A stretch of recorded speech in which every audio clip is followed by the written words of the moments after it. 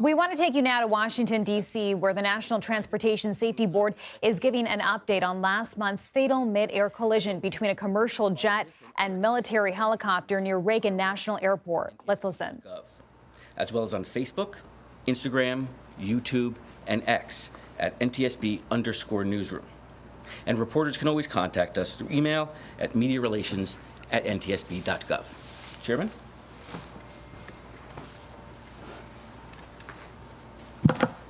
Good afternoon, and thank you for joining us. The on-scene portion of our investigation into the January 29th mid-air collision near Reagan National Airport has wrapped up. We have the perishable evidence we need, so we want to provide an investigative update and talk about next steps.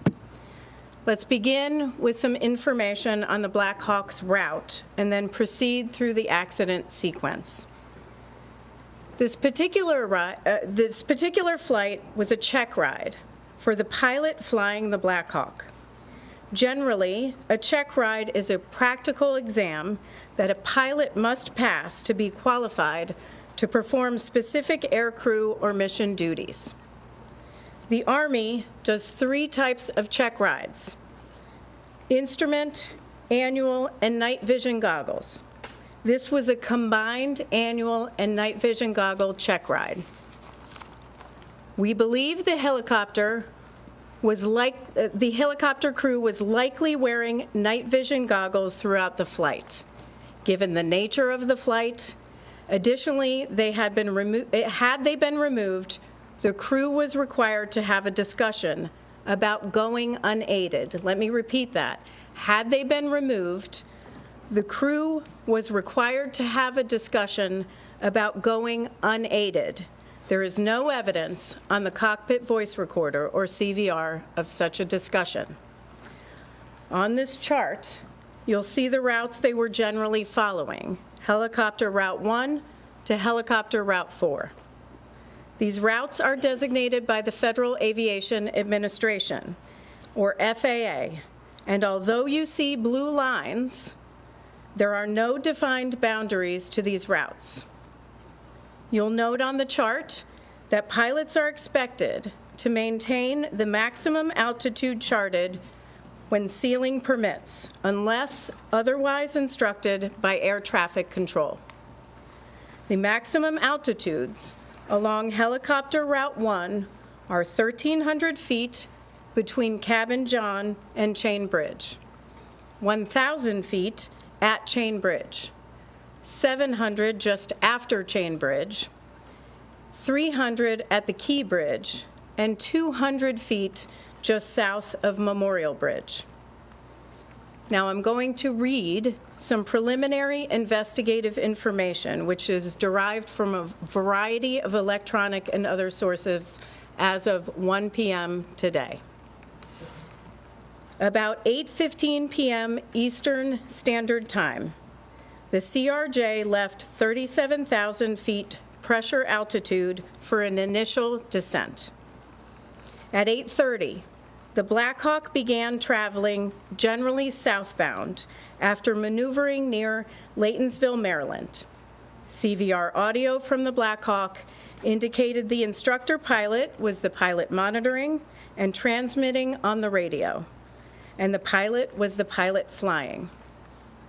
At 8:33:41, the Blackhawk crew requested helicopter route 1 to 4 to Davison Army Airfield, which the tower controller approved. At 8:38:39, the Blackhawk reached the intersection of the D.C. Beltway and the Potomac River near Carteret, Maryland. After briefly turning westbound, the Blackhawk turned back to the east and began descending as it picked up helicopter route 1 over the Potomac River southeast toward downtown Washington, D.C. At 8:39:10, Potomac approach cleared the crew of the CRJ for the Mount Vernon Visual Runway 1 approach. At 8:40:46, the CRJ rolled out of a left turn established on the ILS localizer for runway 1 at approximately 4,000 feet pressure altitude, 170 knots, with landing gear up and flaps extended to 20 degrees. At 8:43:06, the CRJ crew made initial contact with DCA Tower. The tower controller then asked if the crew could switch to runway 33. The CRJ crew agreed to switch to runway 33. At 8:43:48, the Blackhawk was about 1.1 nautical miles west of the Key Bridge. The pilot flying indicated they were at 300 feet. The instructor pilot indicated they were at 400 feet. Neither pilot made a comment discussing an altitude discrepancy. At this time, we don't know why there was a discrepancy between the two. That's something that the investigative team is analyzing. At 8:44:27, as the Blackhawk approached the Key Bridge, the instructor pilot indicated the Blackhawk was at 300 feet, descending to 200 feet. Between 8:44:41 and 8:44:45, the CRJ crew selected 30 degrees of flaps and then 45 degrees of flaps. At 8:44:49, the CRJ landing gear were down and locked. The aircraft was fully configured for landing about 6.2 nautical miles south of the airport. At 8:45:27, the autopilot was disconnected, and the CRJ began a shallow right turn off the runway 1 localizer at a radio altitude of approximately 1,700 feet and an airspeed of 134 knots. This occurred about 5 nautical miles south of the airport. At 8:45:30, the Blackhawk passed over the Memorial Bridge. The instructor pilot told the pilot flying that they were at 300 feet and needed to descend. The pilot flying said they would descend to 200 feet. At 8:45:58, the Blackhawk then crossed over the Washington Tidal Basin and followed the Washington Channel consistent with helicopter Route 1. It is now approximately 2 minutes before the collision. At 8:46:01, a radio transmission from the tower was audible on the CRJ CVR, informing the Blackhawk that traffic just south of the Wilson Bridge was a CRJ at 1,200 feet circling to runway 33. CVR data from the Blackhawk indicated that the portion of the transmission stating the CRJ was circling may not have been received by the Blackhawk crew. We hear the word circling in ATC communications, but we do not hear the word circling on the CVR of the Blackhawk. The recorders group is evaluating this right now. At 8:46:08, the Blackhawk crew responded. They had the traffic in sight and requested visual separation, which was approved by DCA Tower. At 8:46:29, the CRJ crew received a 1,000-foot automated call-out. At 8:46:47, DCA Tower cleared other jet traffic on runway 1 for immediate departure with no delay. At 8:47:27, or 32 seconds before impact, the Blackhawk passed the southern tip of Haines Point. A second later, the CRJ began a left roll to turn to final on runway 33. The CRJ was at a radio altitude of 516 feet and 133 knots. At 8:47:29, the CRJ crew received a 500-foot automated call-out. At 8:47:39, or 20 seconds before impact, a radio transmission from the tower was audible on both CVRs, asking the Blackhawk crew if the CRJ was in sight. Audible in the ATC radio transmission was a conflict alert in the background. At 8:47:40, the CRJ crew received an automated traffic advisory on the TCAS system stating traffic, traffic. TCAS is the Traffic Alert and Collision Avoidance System on the CRJ. At 8:47:42, or 17 seconds before impact, a radio transmission from the tower was audible on both CVRs, directing the Blackhawk to pass behind the CRJ. CVR data from the Blackhawk indicated that the portion of the transmission that stated "pass behind the" may not have been received by the Blackhawk crew. Transmission was stepped on by a 0.8-second mic key from the Blackhawk. The Blackhawk was keying the mic to communicate with ATC. In response, at 8:47:44, the Blackhawk crew indicated that traffic was in sight and requested visual separation, which was approved by DCA Tower. The instructor pilot then told the pilot flying they believed ATC was asking for the helicopter to move left toward the east bank of the Potomac. At 8:47:52, or 7 seconds before impact, the CRJ rolled out on final for runway 33. The CRJ was at a radio altitude of 344 feet, 143 knots. At 8:47:58, or 1 second before impact, the CRJ began to increase its pitch, reaching about 9 degrees nose up at the time of collision. FDR data show the CRJ elevators were deflected near their maximum nose-up travel. The last radio altitude recorded for the CRJ was 313 feet and was recorded 2 seconds prior to the collision. The CRJ pitch at this time was again 9 degrees nose up, and roll was 11 degrees left wing down. The CRJ was descending at 448 feet per minute.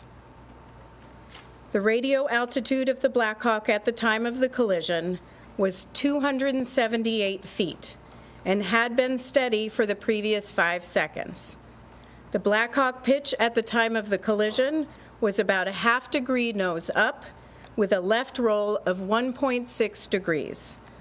Now, examination of the wreckage will assist in determination of the exact angle of the collision. Now, we're confident with the radio altitude of the Blackhawk at the time of the collision that was 278 feet. But I want to caution, that does not mean that's what the Blackhawk crew was seeing on the barometric altimeters in the cockpit. We are seeing conflicting information in the data, which is why we aren't releasing altitude for the Blackhawk's entire route. I'm going to turn it over to Sean Payne for an explanation of that. Sean is branch chief of the NTSB Vehicle Recorder Division. Thank you. I'm Sean Payne. I'm branch chief of the Vehicle Recorder Division. This is the flight recorder lab at the NTSB. I can give some insight into the challenges of understanding what altitude the Blackhawk pilots would have seen on their gauges in the cockpit. You may see pictures released of showing us in the lab rebuilding the flight recorders. That's part of our job. But a bigger part is ensuring that the data that we have downloaded is true and accurate. We call this validating the data. I'm going to define some terms for altitude in a way that most audiences can understand. I may end up reading much of this verbatim as I want to be precise in my language. The first term is radio altitude. You've heard this in our other press conference before. This is a measure of the helicopter's height above terrain, in this case, the Potomac River. It is measured by bouncing a signal from the helicopter to the river. We have determined that this parameter is valid. This is good data. This gives us confidence in knowing exactly how high the helicopter was above the ground. This parameter is not the primary means the pilots would have used to determine their height during flight. The pilots are not typically navigating using radio altitude. It is often different from what they see on their primary altimeters. The next term is barometric altitude. This is typically the altitude the pilots would use while they are flying. This was not recorded on the FDR. Barometric altitude takes into account certain atmospheric conditions. This would be displayed in front of both pilots on their instrument panel. As I said, this was not recorded. The next term is barometric pressure setting. This is an adjustment that the pilots use on their primary barometric altimeters to ensure that the altimeter is set properly. This is critical. This was not recorded by the FDR. This accounts for the local pressure at the time of the flight. Again, this was not recorded by the FDR. The next term is pressure altitude. This is more of an engineering altitude that the helicopter's systems can tap into. This altitude is calibrated using what we call a standard atmospheric pressure. We have found that this parameter is not valid. This is bad data. Normally, we can use this parameter to compute the barometric altitude displayed to the pilots. Because this data is bad, we have to use other methods to make this determination. Last, the FDR does not record GPS information, so we cannot simply verify any of this with GPS information such as GPS altitude. This does not exist in the data set. We are working to determine if this bad data for pressure altitude only affected the FDR or if it was more pervasive throughout the helicopter's other systems. We will have an answer to what altitude the pilots saw on their gauges as they were flying. To examine this, we will use a combination of methods. First, we have already started working with Sikorsky, Collins Aviation, and the Army to retrieve engineering documentation to understand how this may have affected other helicopter systems. Next, because we cannot turn to the FDR for this information, the wreckage of the helicopter needs to be examined. We need to look at the remains of the pedostatic and air data system. I must stress that these systems were badly damaged in the accident, and this will be difficult.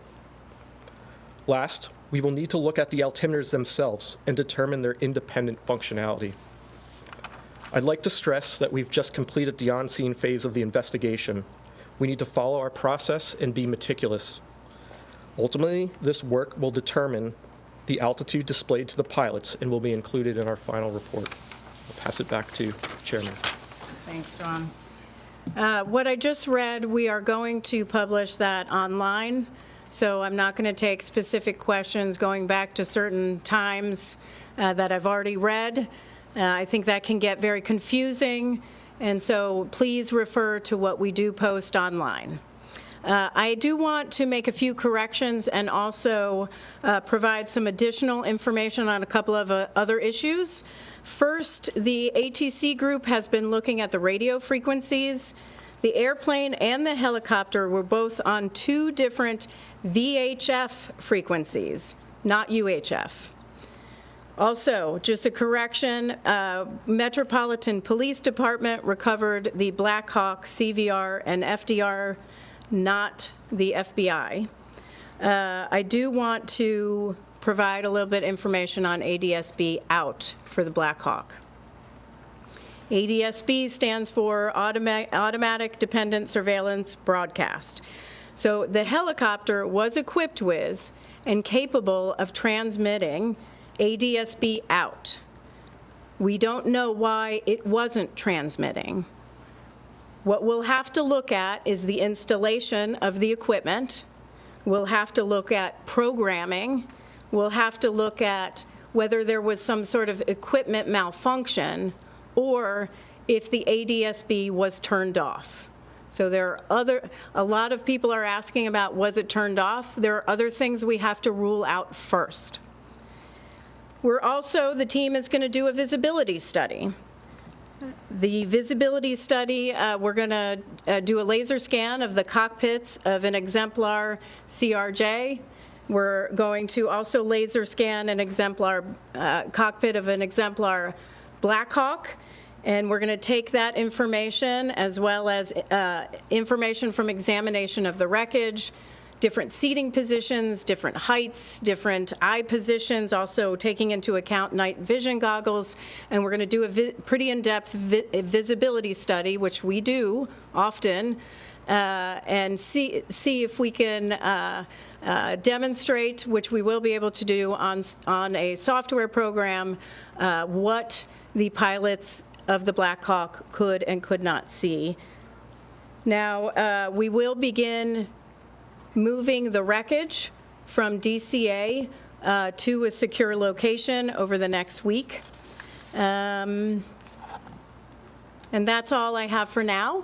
I am going to take questions. Again, I'm not going to take questions on specific times that I read through in the Blackhawk route or in the CRJ as it was moving to runway 33, but all of that will be online at ntsb.gov, and you can find that. So I will take questions as I call you. Please raise your hand, state your name and your affiliation. Tom. Madam Chair, Tom Costello with NBC News. Thank you for the update. Do we understand correctly, you're looking into the possibility that there may have been, I underscore may have been, a malfunction in terms of the accuracy of the altimeter readings inside the cockpit for the Blackhawk helicopter? One more time.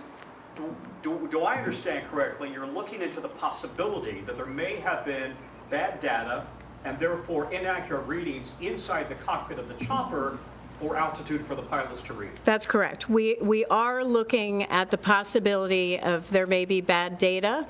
We're looking at, were they seeing something different in the cockpit that differs from the FDR data, which was radio altimeter? In other words, they may have thought they're at one altitude when in truth they were at a different altitude. It's possible, but we have a lot of work to do until we get to that. Pete Mundy with CNN. How critical is the finding that the crew could have been wearing night vision goggles, and how much will that factor into your investigation? So the question is, how critical is the finding that the crew could have been wearing night vision goggles? That is, part of our investigation, where it's going to be a factor in our visibility study. We're going to have to see what was possible for them to see at the time leading up to the collision and the accident sequence. Is there anything in the voice recorder indicating that the crew of the Blackhawk saw the impending collision? Is there anything in the voice recorder that the crew of the Blackhawk could see or tell that there was an impending collision? We do not have any indication that the Blackhawk crew would have seen that. Paul Wagner with News 4. Based on the possibility that they were wearing these night vision goggles, we've heard from people who wear them that it may affect your peripheral vision. So if the plane is coming into 33 and they're coming down the river, that possibly the peripheral vision may have been affected to see that plane off to the left? The question is visibility and night vision goggles. This is exactly why we do a visibility study, and we'll test that as part of our study. But time will tell. Just to level set here, we're only a couple of weeks out, and we have a lot of work to do. That will be a part of the work. Daniel Gilbert, Washington Post. You mentioned the CRJ got a traffic advisory before the collision. Do you know what aircraft triggered that traffic advisory? And do you know if it was the Blackhawk or some other aircraft? Do we know if the traffic advisory that was received by the CRJ crew was the Blackhawk? That's something that our ATC group is analyzing. Lydia, News Nation, hi. My question is about air traffic control's message to the Blackhawk saying that they should roll behind the passenger plane. You're saying that didn't get through to the Blackhawk, saying that's what's being investigated, or it did get through and they weren't able to accommodate that? So the instructions from ATC were to pass behind the CRJ. That transmission was interrupted. It was stepped on. We do not have evidence on the CVR of the Blackhawk that they may have not received pass behind because the mic key. They were communicating with air traffic control at the time. Did that full message come through from air traffic control, like pass behind the passenger plane, or was it just pass behind and then it got cut off in the Blackhawk? Pass behind was not communicated. And what were the next words? It's communicated by ATC. It was not heard on the Blackhawk CVR. Is that clear? I think the clarification of the Blackhawk not receiving it, air traffic control making it through, was the passenger plane aware of the Blackhawk even in the area being told of this? Was that something that would even be on their frequencies? I know this is a second-by-second moment, so I don't know who got what. So the CRJ crew can hear air traffic control and communications from air traffic control. The Blackhawk crew can also hear communications from air traffic control, but they can't hear communications from each other back to air traffic control. So it's half the communication. Yes. Thank you, Chair. Grady Trimble with Fox Business. I know it's early in the investigation, and I know that the FAA controls the airspace around DCA. But at this point, would you say that the temporary restriction of helicopter flights is the right move, and would you advocate for a permanent restriction of those flights? Well, I do want to congratulate the Secretary Duffy for taking action immediately to restrict helicopter traffic, except for certain circumstances, life-saving flights and presidential flights. So I think they took the right safety action. We will have to, as we go through our investigation, look at the accident sequence and take our investigative information and determine what next steps should be done. It's too early for us to say whether it should be permanent. However, that's certainly something that the Secretary and the FAA can do on their own. And because it will be you guys who put the safety recommendations forward in the end, are there any others right now that would make flying into that particular airport safe? Yeah, so here's what I'm going to say. On aviation is the safest mode of transportation. I say this often. You are at greater risk getting into your car to and from the airport. On our nation's roads are 95% of all transportation deaths. 95%. We're talking 43,000 people are dying on our nation's roads annually, millions more injured. Aviation is incredibly safe. With respect to any safety recommendations that may come along or any safety deficiencies that we might identify, one thing I will say is our investigative process, we don't wait till the end of our investigation to issue something that may impact a safety deficiency. So for example, we will issue an urgent safety recommendation if we see that something needs to be acted on immediately. We won't wait till the end of the investigation. We won't wait till the end to issue recommendations in the final report. We will take action. We will issue an urgent safety recommendation if we need to. So that's open right now in all areas. Last question. Yes. Patrick Turks with Scripps News. There's been a lot of talk from aviation experts that maybe the crew on the CRJ, or on the Blackhawk rather, was looking at the wrong plane. Can you talk about whether you've seen anything that would support that theory or oppose it? Yeah, I've read these reports. It's too early to tell. We're going to have to do our visibility study to look at all possibilities of what the crew might have been seeing. So more to come on that. Thank you very much. Thank you very much. And you've been watching the National Transportation Safety Board update the investigation into last month's fatal collision near Reagan National Airport. So officials now say the on-scene portion of the investigation is wrapped up and that they have all the evidence they need. They will then be moving the wreckage to a secure location in the coming days. We also learned more today about the Blackhawk's route. This was apparently a check ride, and it is believed the helicopter crew was wearing high-vision night goggles throughout this flight. Officials also say when it comes to the helicopter's altitude at the time of the crash, there is some conflicting data, which is why they're not releasing data on the Blackhawk's entire route right now. For more on all of this, I want to bring in CBS News senior transportation correspondent Kris Van Cleave. Kris, a lot to get through here, but it sounds like there may be some discrepancy between the altitude that the pilots saw on their gauges and whether that actually lined up with their true altitude at the time. So explain that for us.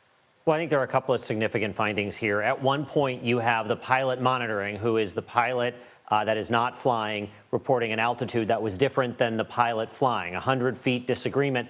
As Chair Hamidi noted, there was no discussion between the two pilots about the fact that they had an altitude disagree, but 100 feet difference perhaps between their altimeters, that could be significant. The fact that the NTSB says some of the data that they would normally look for either wasn't recorded on this flight recorder or was deemed bad data leaves them wondering if, in fact, those pilots were given or had accurate altitude information being displayed on their screens as they were flying. That's a significant question that needs to get answered, because obviously if you're flying and the aircraft is telling you you're at an altitude that you're not, that is a significant issue. I think the other things that jump out here, there were two key air traffic control transmissions that may have not gotten to the Blackhawk pilots. It appears, as you heard Chair Hamidi say, that when the air traffic control said you have this regional jet that is circling to runway 33, that part of that transmission was cut out, did not appear to get to the Blackhawk. That could mean that those pilots were looking in the wrong place for this airliner that they eventually collided with. A second transmission got stepped on by the Blackhawk trying to transmit to air traffic control, and they may have missed a key part of that transmission, which was to pass behind the CRJ.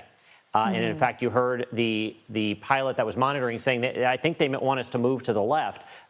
There was some confusion, it would appear, over what they heard from air traffic control at a very critical moment in flight. I think the other thing that jumped out to me is this talk about the way they had the CRJ had pitched up in the last second before the collision. One of the things they'll want to look at, and this may be contained on the voice recorder of that airplane, is did those pilots see this collision moments before it happened and try to take evasive action, try to avoid this accident? That is also a question now that we hope to get answered in this investigation. And Kris, want to ask about the use of night vision goggles. How may that have changed what happened, or at least informed the investigation? Well, you know, the safety board is going to try to understand that better. You heard them talking about doing a visibility study, and what they want to do here is, one, basically map a exemplar aircraft of both types here, so that they have a virtual version of what you would see sitting in a Blackhawk and what you would see as the pilots of the CRJ.